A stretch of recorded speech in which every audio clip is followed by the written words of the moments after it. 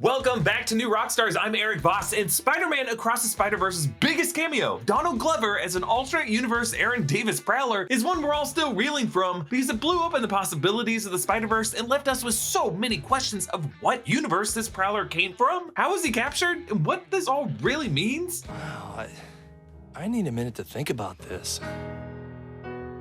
We're gonna get through these fast because, as you told us, it's rude to stare. Support us with a Miles Morales Multiverse Dive shirt at nerdriot.shop, and subscribe to the Deep Dive channel and check out our Spielberg summer content, and subscribe to our new channel, The Break Room. Donald Glover's cameo in Spider-Man Across the Spiderverse comes up in the Spider Society HQ in Nueva York when Lila takes Miles on a tour of the multiversal anomalies being prepped for the go-home machine. Donald Glover appears in live action alongside the animated Miles Morales wearing an original Prowler costume with the chunky spiky gloves and the Prowler logo in purple on the chest. He mutters, "Hey," and then it's rude to stare. Hobie Brown says, "Caught that one myself." And Prowler says, "I slipped." And then Gwen snaps at Hobie, "You, I did all the work." So, like Adriano Tumino Vulture in the opening sequence, Donald Glover Prowler was another recent anomaly who glitched into the wrong universe, and he was captured by both Hobie Brown and Gwen Stacy working together. Now, we've talked about the deeper significance of Donald Glover's cameo here. Just to recap, Glover played Aaron Davis in the MCU in Spider-Man Homecoming, a not yet suited up Prowler, but the Prowler was listed among his criminal aliases when Peter Parker looked him up in the Mask's heads-up display earlier in the movie. When Peter confronted him, he referenced having a nephew. "I don't want those weapons in this neighborhood. I got a nephew who live here." And in the deleted scene, we learned that nephew's name was Miles. "Yeah, sorry, Miles. I'm not gonna make it." Donald Glover had previously cameoed in the 2018 Into the Spider-Verse on the TV in Uncle Aaron's apartment from the episode of NBC's Community when Troy wore Spider-Man pajamas, and that was a reference to a fan campaign in 2012 to get Sony to cast Donald Glover as their next Spider-Man, but Sony went with Andrew Garfield, of course. Yet, that Peter Parker had a poster of Donald Glover as Troy on his bedroom wall in 2012's The Amazing Spider-Man. And in 2014, Donald Glover voiced Miles Morales in the Disney XD series Ultimate Spider-Man, so really he's just been associated with the character for a long time, and his inclusion here is meant to honor that history. But Lord & Miller recently told Rolling Stone that it was, quote, a personal reach out to Donald, that he would, quote, commit to nothing by doing it, and they said that Glover agreed, saying that he wanted to surprise his kids. They said that Tracy Gigi Field, the costume designer from their show The After Party, built a Prowler suit in a matter of weeks. And when they were asked about the decision to include Glover in live action as opposed to animating him in a different style, Miller said that they never considered doing an animated version of Donald Glover that wasn't true to the universe that his character came from. So it sounds like Lord & Miller had something specific in mind when it comes to what universe exactly this version of the Prowler comes from. So is this the same Aaron Davis from the MCU in Spider-Man Homecoming? Well, it's hard to say. Like, when you watch Donald Glover's performance in Spider-Man Homecoming, he's definitely going for a different vibe than the character he plays in Across the Spider-Verse. Like, compare Glover's "It's Rude to Stare" to Glover's performance as Aaron Davis in Homecoming. "I heard you by the bridge. I know what a girl sound like." "You ain't never done this before, huh?" "I like bread." Now, that's not to say Aaron Davis in Homecoming couldn't have changed in the past few years. Homecoming was before the blip. Since Peter Parker was dusted during that blip and New York turned into a rough place for a few years, it's possible someone like Aaron Davis could have gone down a darker path and become a fully suited up supervillain. Now, to be clear about this, Across the Spider-Verse suggests that all recent anomalies were the result of Earth 1610 Kingpin's Alchemex and the spider from Earth 42 biting Miles. So it would have been that, not any Infinity Stone event in the MCU or events from Loki or the Runes of Cosspell and Spider-Man No Way Home misfiring. None of that, but really the events of the 2018 Into the Spider-Verse film that caused Aaron Davis Prowler, played by Donald Glover, to end up in the wrong universe. And wherever he ended up, Hobie Brown and Gwen Stacy teamed up to catch him after, in Prowler's words, he slipped. Now again, Lord & Miller said they told Glover that this cameo wouldn't commit him to anything. And they've also gone into further detail about the boundaries between their animated multiverse in the MCU and other live action universes. Of course, there was the Miguel O'Hara reference to Doctor Strange and the Little Nerd in Earth 19999, and glimpses of Andrew Garfield and Tobey Maguire Peter Parkers, and the universe of Tom Hardy Venom, which are by association connected to the MCU. Summer is the perfect time to travel, and if you want to get the most out of your trip, you're going to want to use Babbel to learn a language before you go anywhere. Babbel is one of the top language learning apps in the world. It is scientifically proven to help you start speaking a new language in just 3 weeks. Babbel's lessons are designed by real language teachers. Your subscription even comes with 2 free live classes. Babbel's method is simple. It teaches you real-world conversations so you're prepared to have practical conversations about travel, business, relationships, and more. Even if you just want to let people know, estoy aprendiendo español. Por favor, habla despacio.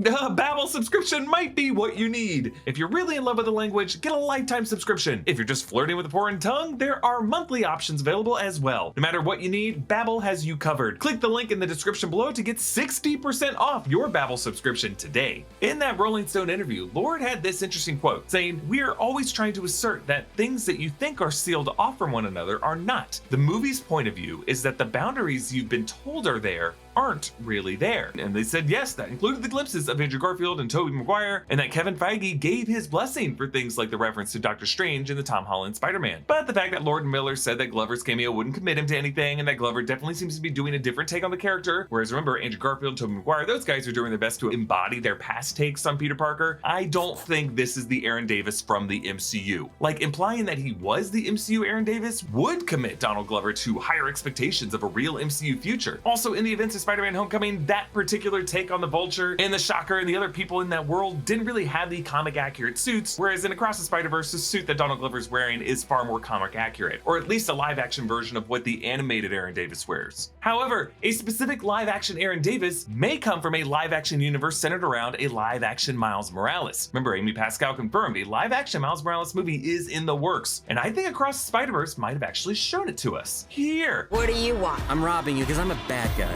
In this movie, they label this Earth 688. This is Mrs. Chen's bodega from the Venom films. And while our first assumption was that this was the universe of Venom and Carnage, this pack of gum makes me rethink it. You see the spot picking it up, and it reads Brock's Venom Mint. Why would investigative reporter Tom Hardy, Eddie Brock, have a brand of gum named after his symbiote? Now, I get it, for practical reasons, one's breath probably stinks after eating people, so it's definitely handy to have around. But I think this, not the MCU, is the reality Aaron Davis Prowler came from, and it's the one where Sony plans to introduce their live-action Miles Morales. It could be why Ms. Chen would be so unfazed by seeing an animated Spot pop his head into her universe, because this universe already would have been affected by live-action to animation, and vice versa, multiversal glitches. I think Sony's gonna want some separate live-action universe to introduce their Miles Morales in, because they're gonna want distinct control over this character and only share him with the MCU through future mutually beneficial multiversal crossover events, like Avengers Secret Wars. So the question now is, who should play live-action Miles Morales? Shamik Moore wants it to be him, but I get the feedback that Miles Morales' Puerto Rican heritage is a big part of his character, and we can't really ignore that. So I want to hear from you. Comment down below with your thoughts. Remember to subscribe to our new channel, The Deep Dive, and subscribe to The Break Room. Grab a Multiverse Dive shirt at nerdriot.shop. Follow me on Instagram and Twitter at Erik Voss. Follow New Rockstars, and subscribe to New Rockstars for more analysis of everything you love. Thanks for watching. Bye.